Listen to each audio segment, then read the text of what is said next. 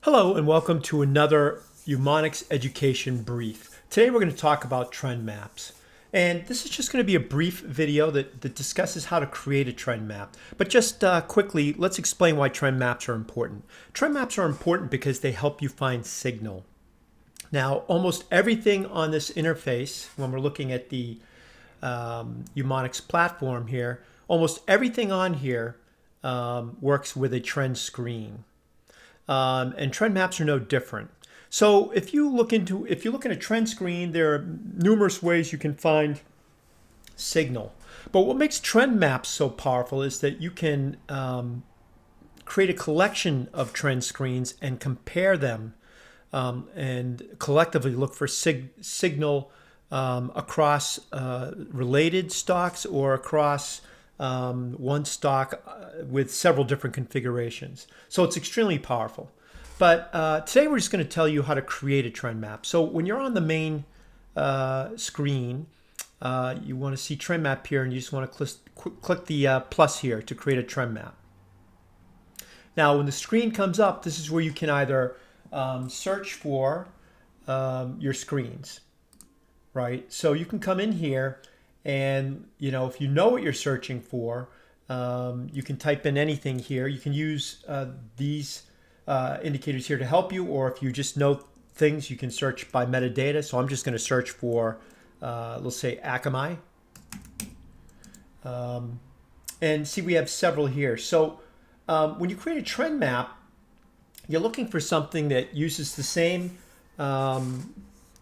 setup, the same objective filter and the same features if you want to compare them for signal. So, in this example, I'm just going to select a few as an example here. And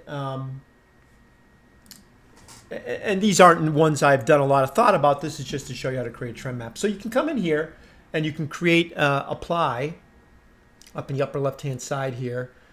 And then what it does is it creates a trend map for you. And in the trend map, you can see that there are 4 trend screens here. And so if I click on one of these, you will dive in and you see. So we're looking at a trend screen right here. But if we go back out, we're looking at a collection of trend screens where we compare their signal strength, their predicted outcomes across the board. Now there's not a lot in here for December because it's only December 2nd, but for everything in here. But yeah, so once you create the trend map, you have to save it, or if you leave the window now, you'll lose all your changes. So so you can come in here and click save, enter your name, and then you click save. And what happens is it saves your trend map right here. So if we were to quickly look at a trend map I set up that is related and does use the same objective filter with the same features, you can see that there is a lot of information here. So there's signal strengths, there's predicted outcomes, as well as outcomes from prior periods you can look at if you're trying to get an idea.